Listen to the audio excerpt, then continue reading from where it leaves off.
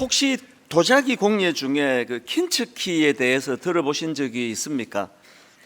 이 킨츠키는 도자기가 깨졌을 때 그 깨진 도자기를 버리지 않고 다시 살려내는 기법인데요, 이 금가루나 은가루를 이용해서 그 깨진 부분을 수리하고 그렇게 다시 사용하는 일본의 그 도자기 수리 기법이라고 합니다.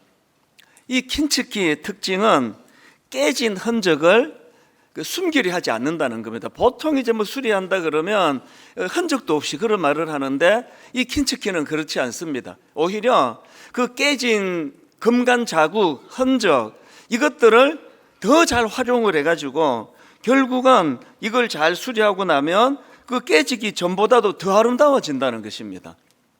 저는 오늘 본문에 나와 있는 이 도마, 그리고 이 도마를 대하시는 주님을 묵상을 하면서 예수님이야말로 이 영적으로 킨츠키 공예의 장인이시다, 그런 생각을 제가 하게 됐습니다. 제가 오늘 설교 제목을 의심이 만든 소중한 열매, 이렇게 정했는데요, 이 설교 제목이라는 건 뭐 이 글자 수에 그 한계가 있기 때문에 마음을 다 못 담습니다. 제가 의심이 만든 소중한 열매, 이런 제목을 정할 때는 이 예수님은요, 이 도마가 가진 의심하는 태도, 이 약한 부분, 이걸 사용하셔서 너무나 아름답고 소중한 열매를 만들어 내시는 분이다, 이걸 담은 그런 제목이라 할 수가 있습니다. 오늘 설교 제목 그대로입니다. 오늘 본문의 예수님은 도마의 의심을 꾸짖지 않으세요. 오히려 그가 가졌던 그 의심을 재료로 하여 너무나 풍성한 고백을 하게 하시는데요, 먼저 오늘 이 도마의 의심하는 내용을 한번 보십시오. 요한복음 20장 25절입니다. 다른 제자들이 그에게 이르되 우리가 주를 보았노라 하니, 도마가 이르되 내가 그의 손에 못자국을 보며 내 손가락을 그 못자국에 넣으며 내 손을 그 옆구리에 넣어보지 않고는 믿지 아니하겠노라 하니라. 지금 동료 제자들이 부활하신 주님을 만나서 너무너무 기뻐하고 감격하는데, 그 얘기를 들은 도마는 내 눈으로 확인하기 전에 난 못 믿는다, 이런 태도예요. 내가 직접 겪어보지 않고는 나는 그거 예수님의 부활 믿을 수가 없다, 이런 불신을 드러냈기 때문에 도마에게는 항상 꼬리표가 붙습니다. 도마하면 의심 많은 도마. 이게 예수님 제자들 보면 다 꼬리표가 있지 않습니까? 베드로 그러면 다혈질, 뭐 또 가룟 유다, 예수님을 팔아먹은 놈, 뭐 이런 식으로 꼬리표가 다 따라 붙어요. 그런데 도마는 2000년이 지난 지금까지 도마 하면은 그 이미지가 부인, 불신, 부인, 그러니까 이런 꼬리표가 따라 붙고 있는데요, 사실 이게 일정 부분은 맞고요, 또 일정 부분은 또 우리가 생각해 봐야 될 부분들이 좀 있습니다. 어쨌든 이런 의심했던 도마가 영적인 킨츠키 공예의 대가이신 예수님 손에 빚어진 후에 그가 했던 최종 고백이 이거거든요. 요한복음 20장 28절, 도마가 대답하여 이르되 나의 주님이시요 나의 하나님이시니이다. 이 고백은요, 요한복음 전체를 아우르는, 요한복음 전체에서 가장 중요한 고백입니다. 그분을, 주님을 내 주인이라, 주님이시라 고백하는 동시에 나의 하나님이시라고 고백하는 이런 멋지고 아름다운 고백을 주님은 도마의 입술에서 흘러나오게 하신 분이다. 이게 오늘 다루게 될 포인트입니다. 여러분, 우리가요, 이 예수님의 부활을 머리로 지식으로 아는 것도 중요하지만 실제 우리 삶 가운데 부활하신 주님께서 내 아픈 상처를 싸매주시고 내 의심을 탓하지 않고 이걸 오히려 믿음으로 승화시켜 주시고, 제가 그 성금요일 예배 때 연어 이야기 말씀드렸잖아요.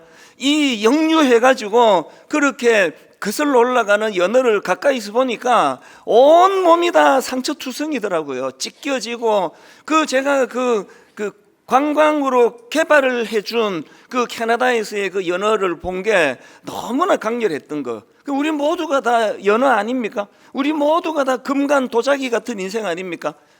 아, 예수님이 부활하셨어. 아니야, 부활 안 했어. 이게 중요한 게 아니라 그 부활하신 주님이 찢겨지고 상처 많은 연어 같은 내 몸을, 내 영혼을 어떻게 치료해 주시는가.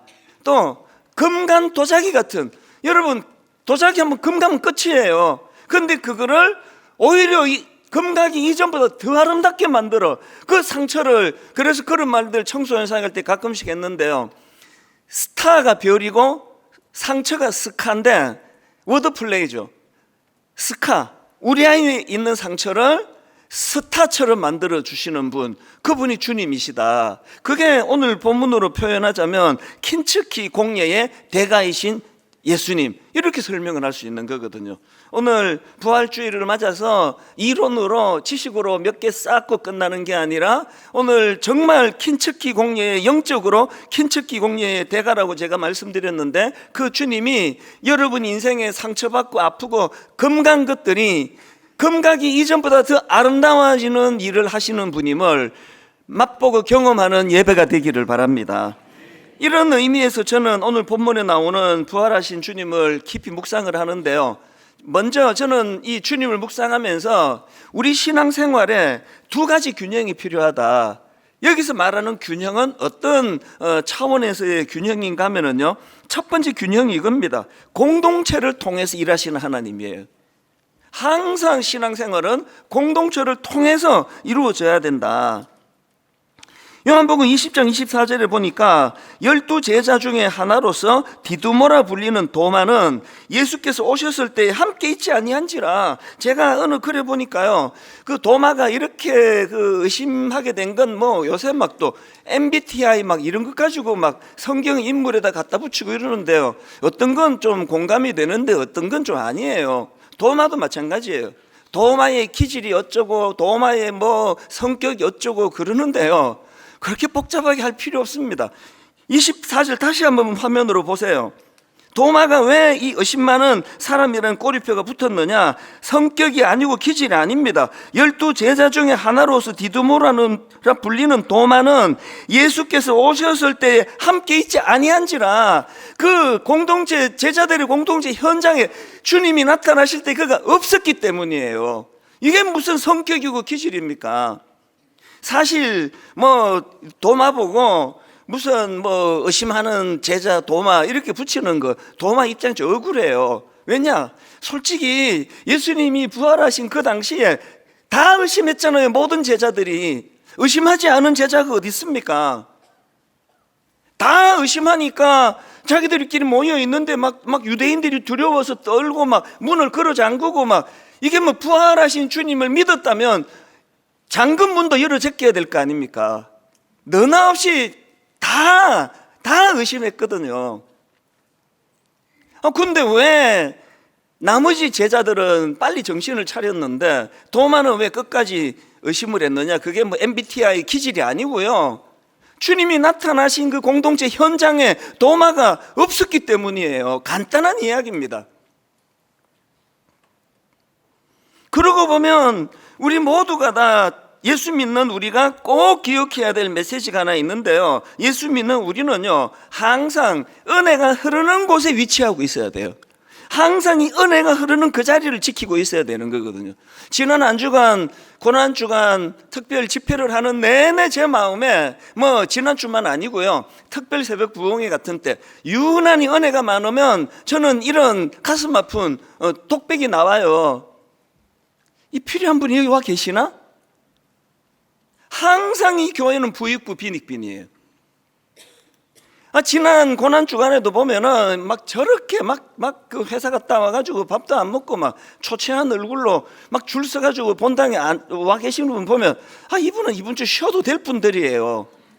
뭐 굳이 이렇게 안 해도 지금 뭐 주일마다 은혜를 사모하는 분들인데, 이 보면은 이게 지난주 이게 와야 될 분이 또 오셨나 조사해보고 싶습니다. 지난주에 와야 되는데 안 온 분 뭐 손들어라 그런다고 들겠습니까? 뭘 강조하는지 아시겠죠? 도마가요, 기질이 의심이 많고 성격이 뭐 꼬장꼬장하고 그게 아니고요, 있어야 될 때 없어서 의심하게 된 겁니다. 신앙생활의 핵심이 이겁니다. 그래서 여러분, 지금 은혜 주시는 그 자리에서부터 멀어져 있는 분 계십니까? 히브리서 10장 25절, 모이기를 패하는 어떤 사람들의 습관과 같이 하지 말고 오직 권하여 그날이 가까움을 볼수록 더욱 그리하자. 마태복음 18장 20절, 두세 사람이 내 이름으로 모인 곳에는 나도 그들 중에 있느니라. 이 원리를 아셔야 돼요. 우리 교회에서 저는 항상 기도합니다. 아버지, 우리 교회에서 진행하고 있는 이런 공적인 예배, 특히 주일 예배에 하나님, 제가 부실하게 말씀을 준비해서 은혜가 흐르는 걸 방해하는 일을 하지 않기를 원합니다. 왜? 하나님은 이곳에서 역사하시기 때문이거든요. 그리고 저는 항상 기도합니다. 하나님, 우리 다락방, 이 소그룹 다락방이 은혜의 통로인데 그 순장님과 순원들이 별로 중요하지도 않은 그런 것 가지고 마음에 시험에 들고 상처받지 않도록, 그래서 나 다락방 안 가, 이런 일이 일어나지 않도록 항상 조심하는 거거든요. 제가 뭐 여러 번 말씀드리잖아요. 저는요, 제가 여러분에게 어떤 상처를 주면 그게 여러분 신앙에 치명적이에요. 은혜를 못 받아버리니까. 그래서 항상 저는 첫째, 여러분 가까이 안 가려고 애를 씁니다. 둘째, 가게 되면 조신하게 가려고. 그래서 여러분이 개인적으로 만나면 생각보다 부드러우시네요 그러는데요, 애쓰고 있는 겁니다. 어떻게 해서든 잘 보이려고. 여러분 항상 이 도마를 생각하세요. 도마가 유난히 의심이 많은 사람이 아니라 있어야 할 은혜의 자리를 이탈했기 때문이다. 이게 첫 번째 기억해야 될 균형이고요. 그런가 하면은 우리가 두 번째 기억해야 될 균형이 뭐냐? 아무리 주님이 공동체를 통해서 일하신다 하지만요, 두 번째 균형이 뭐냐? 우리 각자 개인이 이 개인적인 체험과 영적인 각성을 하는 게 중요하다는 겁니다. 자, 26절, 27절에 보면은 이제 예수님께서 제자 공동체에 2차로 이제 나타나십니다. 보십시오.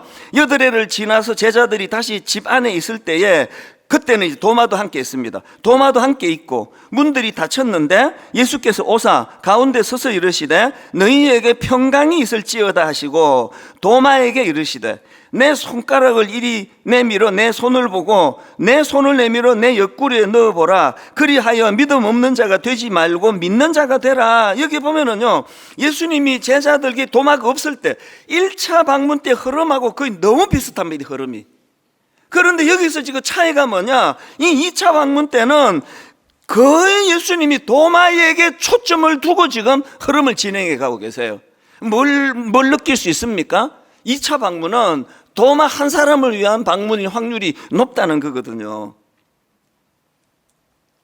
도마가 그 체험을 했기 때문에 28절에서 결국은 도마가 대답하여 이르되 나의 주님이시요 나의 하나님이시니이다. 이 놀라운 고백을 할 수 있게 된 거거든요. 여러분, 여기서 기억하실 일이 있는데요, 아무리 좋은 교회를 만나고 아무리 믿음의 가문 엄청난 좋은 집을 만나도 결국은 은혜 받고 체험하는 건 내가 하는 거예요. 여러분 너무나 잘 아시는 야곱이요. 야곱은 뼈대에 있는 가문 정도가 아니라요, 그 할아버지가 아브라함이에요. 그런데 야곱을 보세요.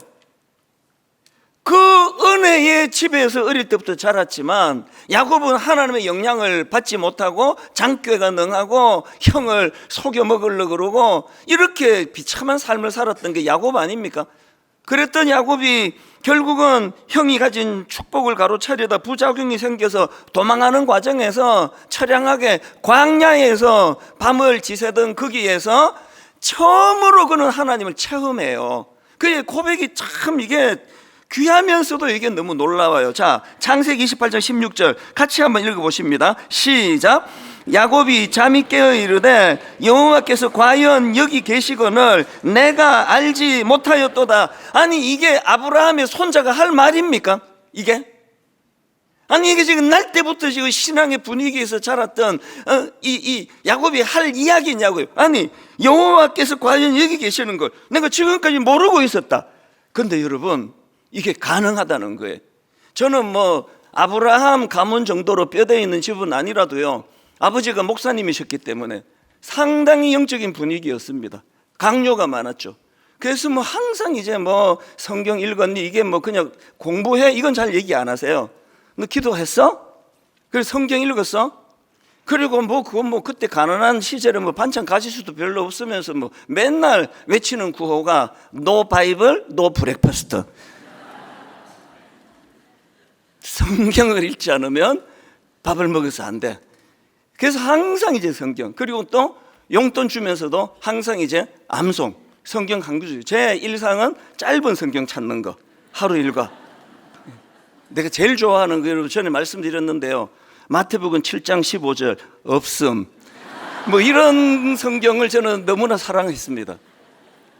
그런데 제가 저를 돌아보면은요, 만 21살 미국에서 절망을 경험하고 고통을 겪고 죽고 싶은 그 상황 이전에 제 신앙은 야곱이나 저나 뭐 큰 차이가 없었습니다. 대학교 회장하고 뭐 주일학교 저 청소년부 회장하고 뭐 교회에서 맨날 사회 보고 뭐 100번 소용이 없습니다. 결국 우리 믿음은요, 창세기 28장 16절 야곱이 잠이 깨어 이르되 여호와께서 과연 여기 계시거늘 내가 알지 못하였도다. 이런 점에서 저는 오늘 본문 25절의 그 도마의 그 의심이 부정적인 걸 바탕으로 하지만 상당히 긍정적인 면이 있다. 어떤 긍정적인 면이 있는지 한번 보십시오. 본문 25절을 다시 한번 보세요. 그 도마의 그 말을 한번 들어보세요. 다른 제자들이 그에게 이르되 우리가 주를 보았노라 하니 도마가 이르되 내가 그의 손에 못자국을 보며 내 손가락을 그 못자국에 넣으며 내 손을 그 옆구리에 넣어보지 않고는 믿지 아니하겠노라 하니라. 아니, 저는 이 도마의 말이 한편으로는요, 난 니들이 전해주는 그런 간접적인 믿음, 간접적인 경험, 난 그거로 만족할 수가 없어. 난 내가 경험하는 부활하신 주님, 내가 만지는 부활하신 주님, 나는 그 주님을 내가 만나기를 원해. 난 이렇게 이게 읽혀지기도 하더라고요. 여러분, 우리가 때로 도마처럼 신앙의 회의가 오기도 하고, 저는 목사인데도 불구하고 감추지 않습니다. 어떨 때는요, 우리 아버지가 목회하시다가 저렇게 금식기도 하다가 돌아가시기까지 하셔야 되나? 그런 마음의 회의가 지금도 와요. 그렇게까지 하셔야 됐나? 여러분이 갖고 있는 어떤 신앙의 회의, 갈등, 이걸 자꾸 감추려고 그러지 마시고요, 그 금간도자기를 어떻게 더 아름답게 만들어 주시는가, 그걸 주님이 비춰주신다는 걸 기억한다면, 여러분, 도마가요 그렇게 신앙의 회의가 있어가지고 내가 직접 경험하기 전에는 나는 믿지 않겠다, 예수님이 이것보다 더 큰 믿음은 안 보고 믿는 거다라고 하신 거 보면 부정적인 거 맞아요. 그런데 이렇게 불신이 자리 잡고 있던 그 상황에도 요나가 이 도마가 하는 거 한번 보세요. 그 긍정적인 거 한번 보세요. 26절 앞부분을 다시 한번 보세요. 뒷부분입니다. 먼저 여덟 해를 지나서 제자들이 자기 집안에 있을 때에 도마도 함께 있고, 이게 굉장히 중요한 포인트예요. 지금 도마는 부활하신 주님을 의심하고 있는 상황이에요. 그럼에도 불구하고 그는 그 공동체를 떠나지 않은 거거든요. 함께 있고. 그리고 여기 한 가지 더, 이제 앞부분 한번 보세요. 26절 앞부분을 보면은 여덟 해를 지나서 제자들이 다시 집안에 있을 때에 도마도 함께 있고, 예수님이 도마가 나는 경험하기 전에 나는 이거 못 믿는다 할 때 예수님께서 바로 안 나타나시고 여덟 해를 지나서 나타나셨다는 거예요. 이게 무슨 의미가 있을까요? 지금 도마가 의심하고 있는 그 기간에 생각할 겨를도 없이 막 그 말 타자마자 펑 그래서 나타났다 됐지? 이게 신앙이 아니에요. 여덟 해를 견뎌야 돼요. 여덟 해가 지나는 동안에 도마가 그 기간 안에 공동체 안에서 이 의심을 견뎌내고, 거기에 나도 내 동료 제자들처럼 나도 예수님을 직접 만나고 싶다는 갈망, 이 키워내야 돼요. 우리가 지금 자녀 교육의 신앙 교육의 문제가 이거 아닐까요? 거의 엄마가 다 고뇌해 주시고 엄마가 다 답 주시고, 아이들이 자기가 만난 주님에 대해 말하기에는 주체적인 게 아무것도 없잖아요. 여덟 해를 기다려주는 거예요. 8일 동안 그 아이가 고뇌하고 그 아이가 생각할 수 있도록 계속 환경을 만들어주고,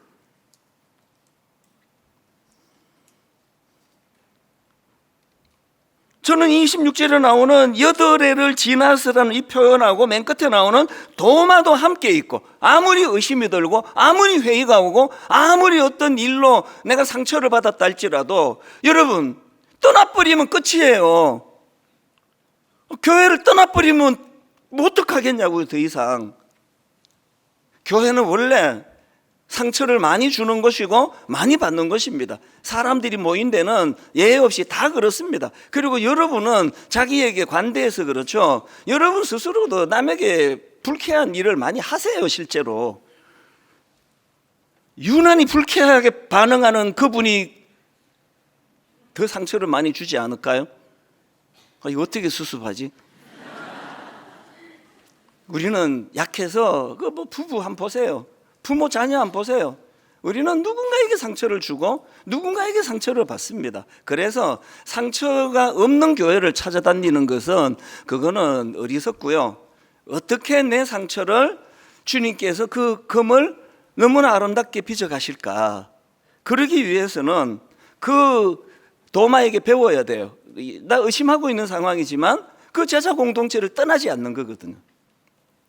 이런 점에서 저는요, 이 신앙생활은 서사라는 생각을 자주 합니다. 요즘에 제가 서사라는 말씀을 자주 표현하는데, 서사가 뭡니까? 서사라는 거 한마디로 말하면 하나님과 내가 엮어가는 스토리, 이게 서사예요. 여러분, 그 불교의 경전 또 다른 종교에 대해 잘 모르지만요, 그 다른 종교하고 기독교가 가진 경전 성경의 결정적인 차이가 이 스토리예요. 이거 다 스토리예요. 가장 교리가 집대성돼 있다는 로마서도요, 자 한번 받아 적어 보세요. 1번, 2번, 3번 이렇게 나열하고 있는 게 아니라 로마서 1장이 어떻게 시작합니까? 내가 당신들이 있는 로마로 너무 가고 싶은데, 내가 거기 가서 복음을 전하고 싶은데 기회가 잘 안 온다. 이게 스토리라니까요. 로마서가 다 기록되고 맨 뒷부분 보면 그 관계적인 이야기가 계속 나오거든요. 왜 하나님은 성경을 이렇게 풀어 가실까요? 신앙은 서사예요. 그래서 나는 모태신앙이다, 이게 중요한 게 아니라 어릴 때부터 하나님과 내게 어떤 스토리가 있나. 그래서 제 18번 노래가 찬양이 몇 개 있는데 그 중에 하나가 맨 끝에 한 줄 여러분한테 가끔씩 불러드리는 게 이거 아닙니까? 우리 서로 받은 그 기쁨은, 그 다음에 알 사람이 없도다. 이게 내 18번 노래예요. 왜 주님과 내가 받은 기쁨을 왜 다른 사람이 모릅니까? 이게 서사예요. 맨날 그 카메라 대고 막 마이크 앞에서만 내가 막 주님과 교제 많이 하고 그 이후에 엿새 동안에 어떤 서사도 내게 없으면 저는 싹군이에요. 여러분에게 이 서사가 있어야 돼요. 지난 목요일인데요, 어제 이제 그저께 성금요일 날 저녁에 제가 이제 말씀을 준비하고, 이 성금요일 예배도 주일 예배 이상으로 의미가 있잖아요. 주님의 성금요일 십자가이신 날. 그런데 이제 금요일 밤에 설교하고 이제 토요일 하루 지나면 또 주일 설교를 해야 되니까 이 두 개 중요한 설교가 겹치니까 어느 하나도 소홀히 하기가 어려우니까 제가 성금요 설교는 미리 준비를 하죠. 그래서 이제 거의 이제 이사야 53장을 본문으로 거의 이제 한 번만 더 다듬기만 하면 될 정도로 어느 정도 설교를 다 이제 준비를 하고, 그리고 이제 오늘 이 부활주일 설교를 중심으로 준비했는데 목요일 새벽이에요. 세상에, 목요일 새벽에요, 제가 갑자기 하나님께서 제 마음에 갈라디아 6장 14절이에요. 그러나 내게는 우리 주 예수 그리스도의 십자가 외에 결코 자랑할 것이 없나니, 이 한 구절을 하나님께서 제 마음에 이렇게 훅 집어넣으셨어요. 이 새벽에 이 한 구절을 제가 막 가슴이 또 막 뜨거워지고 격동이 돼가지고 너무 막 갈등이 일어나는 거예요. 이게 하나님께서 왜 갈라디아 6장 14절을 왜 또 내 이사야 53절 다 준비해놨는데 절대 내가 오늘은 약해지지 않으리. 내가 하나님 나 좀 쉬게 해주세요. 나 진짜 힘듭니다 지금. 그래가지고 결국 어제 저녁에, 금요일 저녁에 갈라디아 6장 14절 그리스도 십자가 외에 결코 자랑할 것이 없는, 이걸로 제가 설교를 했잖아요. 이걸로 설교하면서 기쁨이 막 올라오더라고요. 금요일, 성금요일 그 영상으로 한번 보면 갈수록 제가 격해지는 걸 눈치를 챌 거예요. 반드시 챕니다. 점점 격해지는 게 왜 그랬을까요? 성도님들이 오늘 은혜 받네 이게 아니고요, 왜 목요일 새벽에 본문을 바꾸게 하셨는가에 대한 의미가 부여가 되니까 마음이 울컥해지는 거예요. 너무 제가 격해서, 누가 만약에 저보고 야 역시 금요일 성금요일 말씀 너무 좋았습니다, 그래서 제가 기쁜 건 10%밖에 안 될 거예요. 누가 그런 얘기 하거나 말거나 90%가 하나님과 스토리. 나는 지금 이사야 53장을 거의 다 준비했는데 이틀밖에 안 남았는데 이제 내 주일은 어떡하라고. 그런데 하나님께서 왜 이 본문으로 바꾸기를 원하셨는지에 대한 이해가 일어나고 나니까 설교하는 제가 너무 뜨거워지는 거거든요. 이게 서사예요. 여러분, 하나님과 여러분 안에 이런 스토리가 있습니까? 이게 만약에 제가 이런 스토리가 없이 목회한다 그러면요, 세상에 이게 힘든 게 목회일 거예요. 저는 여러분들이 언젠가 혹은 이미 하신 분이 많으시겠지만 저는 여러분들이 이 야곱과 같은 고백을 하는 그날이 있기를 원합니다. 야곱이 잠이 깨어 이르되 여호와께서 과연 여기 계시거늘 내가 알지 못하였도다. 이미 알고 있는 하나님인데, 내 지식적으로 하나님 잘 아는데, 우리 아버지가 우리 할아버지가 눈만 뜨면 들려주셨던 그 하나님인데, 이제 내가 비로소 그 하나님이 과연 여기 계시는 걸 내가 그동안 알지 못하였도다. 그가 그날 밤에 돌을 베게 하고 그 광야에서 그 마마보이 이 야곱이 너무나 절망적인 그 밤에 하나님이 그를 어떻게 만나주시고 어떻게 인도해 주시고 어떻게 확신을 심어주시고 그 서사를 경험하고 나니까 완전히 하루 사이에 달라지는 거거든요. 시편 34편 8절, 너희는 여호와의 선하심을 맛보아 알지어다. 여러분, 하나님과의 스토리, 서사가 있는 사람만 할 수 있는 고백이에요. 믿음은 정보가 아니고 관계입니다. 믿음은 지식이 아닙니다. 믿음은 그분과의 관계고 체험입니다. 자, 여기서 한 가지 더 살펴볼 게 있는데요. 오늘 본문에 예수님께서 보여주시는 도마를 향한 그 도마 한 사람을 위하여 다시 나타나시는 그 모습 속에 예수님의 한 사람 철학이 담겨져 있는 거거든요. 요한복음 20장 26절 다시 보십시오. 여드레를 지나서 제자들이 다시 집 안에 있을 때에 도마도 함께 있고 문들이 닫혔는데 예수께서 오사 가운데 서서 이르시되 너희에게 평강이 있을지어다 하시고, 지금 이게요, 도마 한 사람을 위하여, 그래서 거의 1차 때랑 비슷한 환경으로 가시면서 도마에게 집중적으로 말씀을 나누고 말씀을 건네시는 도마를 보면서 이게 어쩌다가 일어나는 이런 해프닝이에요. 그런데 이게 반복해서 일어나면은 그게 패턴이 되는 거거든요. 지금 부활하신 주님께서 보여주시는 이 모습들이 해프닝이 아니라 패턴인 게요, 부활하신 주님께서 베드로 한 사람을 위해서도 그렇게 하셨고요, 너무나 십자가 지신 주님 보고 낙심해서 엠마오로 향해 도망가든 나아가든 두 사람에게도 그렇게 해주셨고요, 심지어는 십자가 지시기 이전에 주님께서 보여주셨던 그 행동 패턴이 그게 한 사람 철학이더라는 거예요. 군중도 중요하고 여럿이 모여서 함께 기뻐하는 것도 좋지만, 그러나 그 안에 있는 그 한 사람 한 사람의 그 인격과 그 존재를 가볍게 여기지 않는 그 하나, 주님의 한 사람 철학이에요. 교회가 커지면 모든 교회가 위험한 게 이런 거예요. 군중에 묻혀버리기가 쉽거든요. 저는 예수님께서 우리들의 목자가 되신데 그분이 효율을 따지지 않는 목자라는 게 너무 좋습니다. 당신을 비유로 이렇게 말씀하시잖아요. 양 100마리 중에서 한 마리밖에 안 잃어버렸어. 그러면 99마리를 거기다 두고 나는 한 마리를 찾아가는 그런 목자야. 주님이 그렇게 설명하는 게 우리에게 얼마나 위로가 됩니까? 혹자들이 말해요. 아이고, 그게 효율이 너무 떨어지는 일이지. 그러다가 99마리 마저 잃어버리면 어떡하냐고. 그렇게 계산적인 사람은 사랑을 한 번도 안 해본 사람이에요. 사랑을 해본 사람은 계산 안 해요. 벌써 찾으러 가면서 99마리가 더 지금 소중한지 만지 생각이 거기에 안 닿는 거거든요.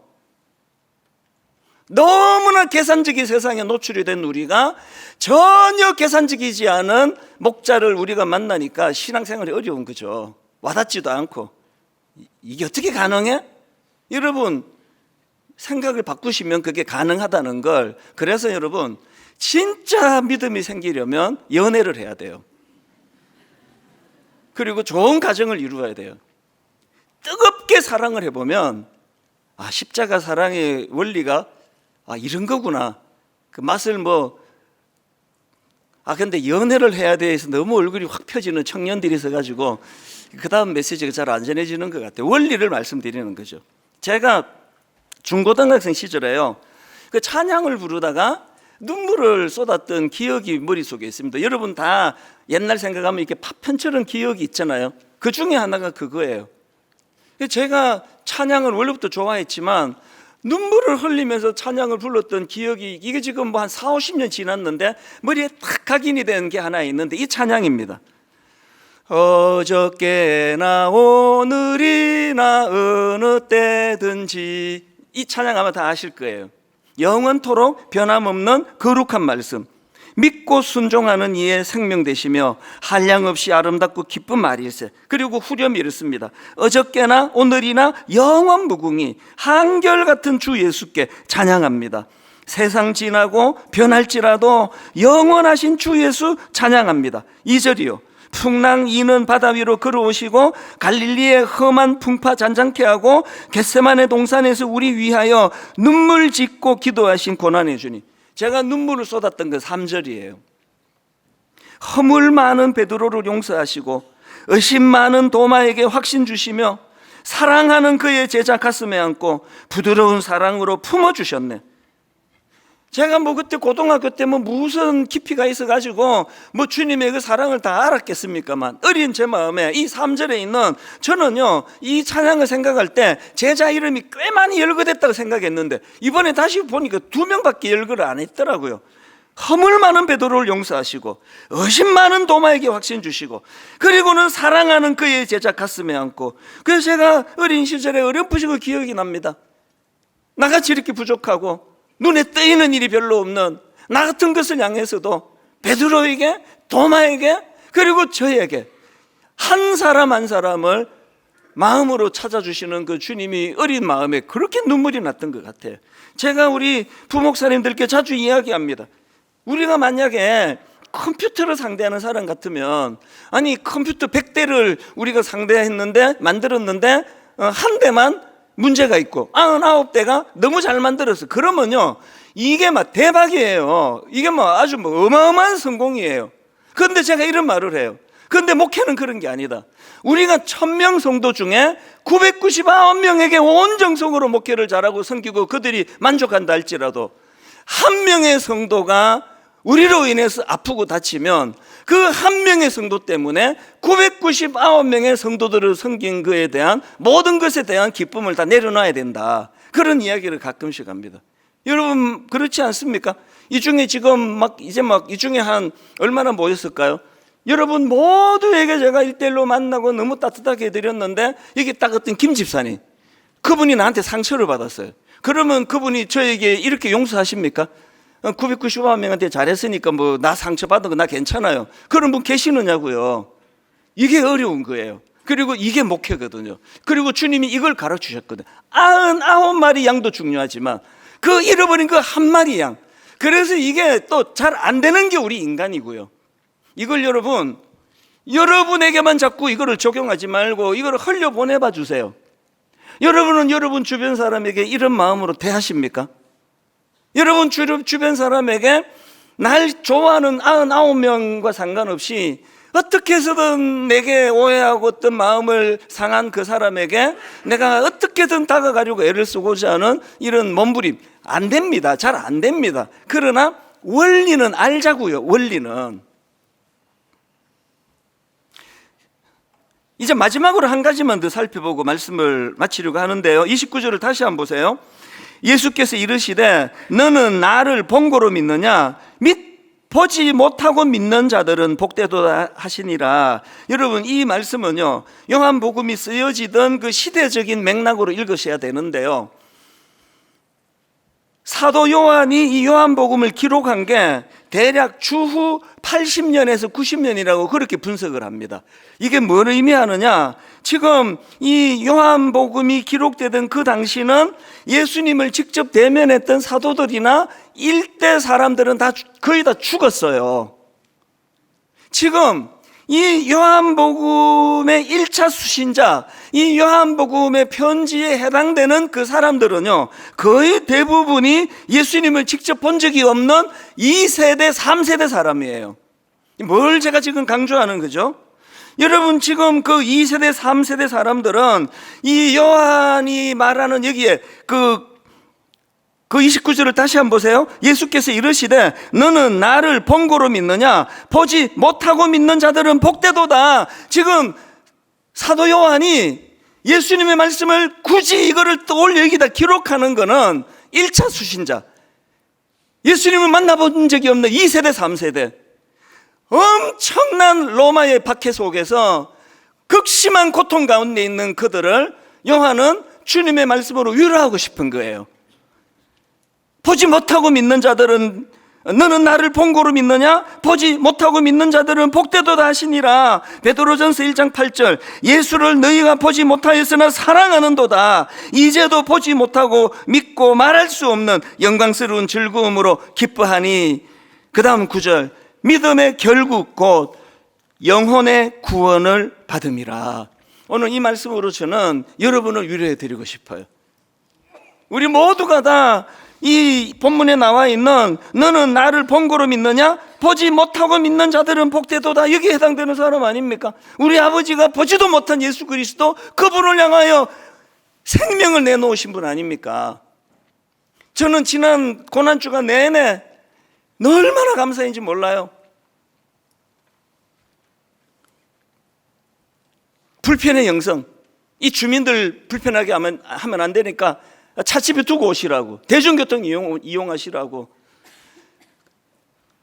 내가 내 차 끌고 가는데 목사님이 왜 그런 얘기 하세요?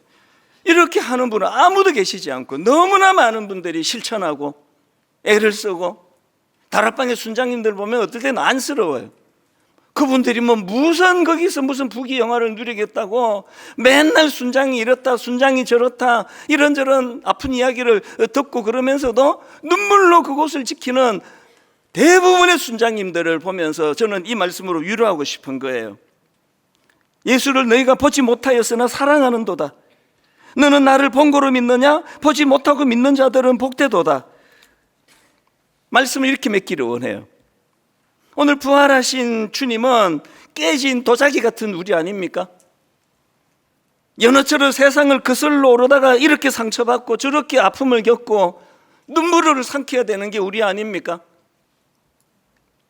보지 못한 예수 그리스도지만 그분과의 스토리가 만들어졌기 때문에 나는 거기에 내 목숨을 드립니다. 나는 거기에 내가 할 수 있는 대가를 지불하겠습니다. 이런 분들이 부활하신 주님이 성령님을 통하여 친히 위로해 주시는 예배가 되기를 원합니다. 이 꿈을 가지고, 이 희망을 가지고. 그래서 저는 오늘 부활주일 내내, 사실 여러분 절기적으로 오늘이 부활주일이지만요, 우리 삶은요 365일이 부활의 주일이에요. 늘 부활하신 주님, 그분과의 스토리를 만들어가고, 오늘 이 부활하신 주님이 여러분에게 어떤 평안을 주시는가를 맛보고 경험하는 주일 예배가 되기를 바랍니다. 기도하시겠습니다. 하나님 아버지, 부족한 종이 교회를 섬기면서 늘 감동을 받습니다. 아버지, 우리 귀한 성도님들, 우리 귀한 집사님들, 우리 권사님, 장로님들, 우리 귀한 순장님들, 우리 청년들, 하나님 주님을 향하여 충성을 다하는 그들을 보면서 예수를 너희가 보지 못하였으나 사랑하는도다, 주님께서 이렇게 기뻐하시는 줄 믿습니다. 킨츠키 공예를 생각하면서 하나님, 깨진 도자기 같은 우리 인생에 연어처럼 세상을 거스르다 상처를 받아 아픔을 겪는 우리 성도님들에게 아버지, 그 금간 도자기가 그 상처받기 이전보다 더 아름다워질 수 있다는 것을 말씀해 주시는 은혜로운 예배가 되도록 함께하여 주시옵소서. 하나님, 부활주일 헌금을 드리려고 합니다. 저들의 눈물, 땀의 결정체입니다. 하나님, 혹시 어려운 상황 때문에 헌금을 드리지 못하는 분들이 있다면 이미 나는 너의 모습에서 다 받았다, 그렇게 말씀해 주시는 은혜가 있게 하여 주시옵소서. 감사드리옵고 예수님 이름으로 기도드립니다. 아멘. 이 시간 우리 부활주일 헌금 드릴 때 김기리 자매, 김신혜 자매, 이세윤 자매, 우리 귀한 세 자매의 특별 찬양이 있겠습니다.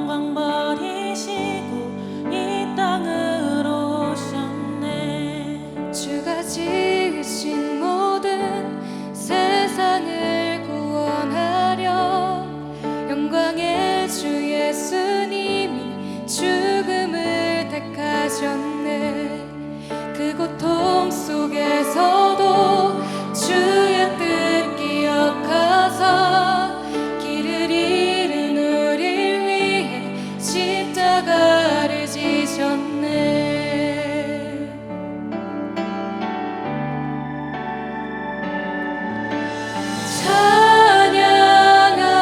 찬양하세 우리 주 삼위일체 하나님, 지극히 높으신 주 영원토록 찬양하니라.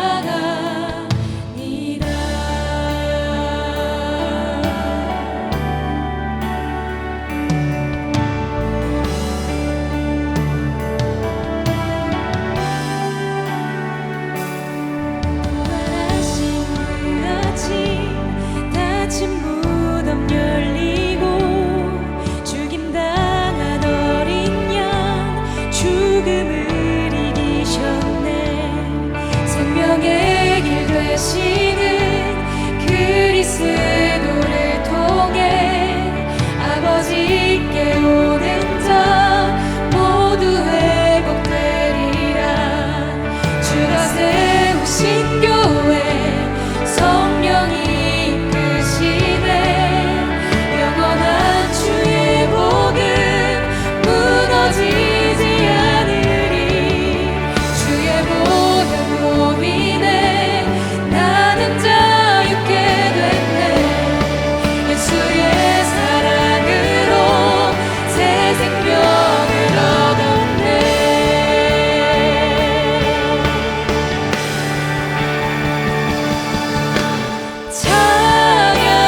찬양하세 우리 주 삼위일체 하나님, 지극히 높으신 주 영원토록 찬양하니라. 찬양하세 우리 주 삼위일체 하나님, 지극히 높으신 주 영원토록 찬양하니라. 영원토록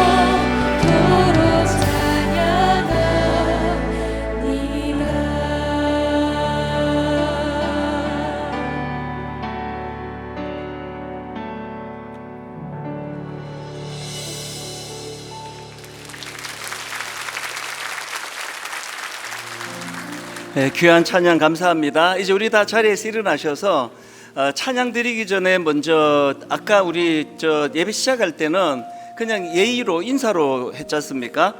예수님이 부활하셨습니다. 진실로 진실로 부활하셨습니다. 이렇게 인사했다면 이제 말씀 듣고 의미를 새기면서 이게 우리의 고백이 되면 좋겠습니다. 그래서 우리가 힘있게 찬양하기 전에 이제 예수님이 부활하셨습니다. 진실 혼자 하셔야 됩니다. 이거 옆에 사람 가는 게 아니라 그냥 혼자 하는 겁니다. 예수님이 부활하셨습니다. 진실로 진실로 부활하셨습니다. 이렇게 힘있게 선포하고 그 힘 있는 선포를 바로 찬양으로 연결해 가지고 이제 무덤에 머물러 이 찬양 부를 거니까요. 한번 해보시겠습니다. 자, 예수님이 부활하셨습니다.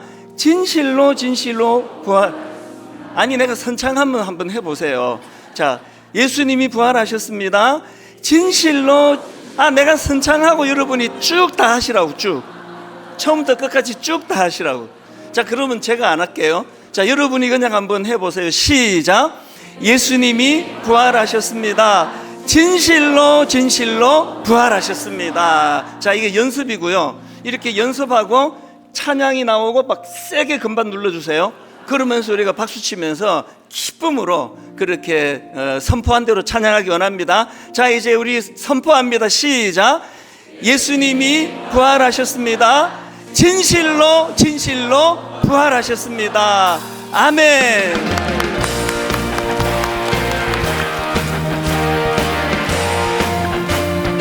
무덤에 머물러 무덤에 머물러 예수 내 구. 새벽 기다렸네. 새벽 기다렸네. 예수 내 주. 원수를 다 이기고 무덤에서 살아나셨네. 무덤에서 살아나셨네. 어둠을 이기시고 나와서 성도와 함께 길이 다스리 사셨네. 사셨네. 사셨네. 사셨네. 예수 다시 사셨네. 헛되이 지키네. 헛되이 지키네. 예수 내 두. 헛되이 봉하네. 헛되이 봉하네. 예수 내 주. 원수가 이기고 무덤에서 살아나셨네. 무덤에서 살아나셨네. 어둠을 이기시고 나와서 성도와 함께 길이 다스리 사셨네. 사셨네. 사셨네. 사셨네. 예수 다시 사셨네.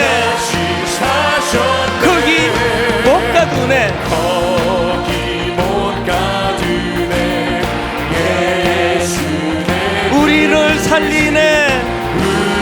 우리를 살리네. 예수 내 주. 원수가 이기고 무덤에서 살아나셨네. 어둠을 이기시고 나와서 성도 함께 길이 다스리시 사셨네. 사셨네. 예수 다시 사셨네. 원수를 다 이기고 무덤에서 살아나셨네. 어둠을 이기시고 나와서 성도 함께 길이 다스리시 사셨네. 사셨네. 예수 다시 사셨네.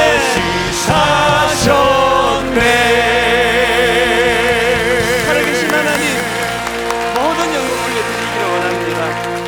이번 한 주간 서사 스토리입니다.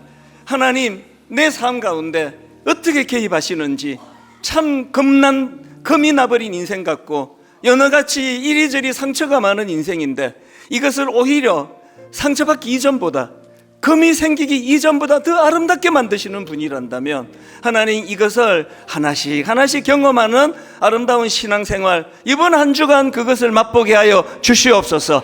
하나님 아버지, 그 마음의 소원을 가지고 이제 하나님 비실비실 살지 않기 원합니다. 시시하게 살지 않기 원합니다. 과거의 상처에 매이지 않기를 원합니다. 하나님, 오히려 내 상처를 더 아름다운 작품으로 만들어 주실 그분을 기억하고 하나님, 연어처럼 그저 세상에 그저 그 물결에 동조하고 살아간다면은 받지 않아도 될 상처지만 그에게 목표가 있기에, 그에게 꿈이 있기에, 그는 그슬 올라가야 될 목표한 곳이 있기 때문에 상처를 감수하고 달려가는 것처럼 이번 한 주간 우리 성도님들 삶에 이런 활력이 회복되도록 인도하여 주시옵소서.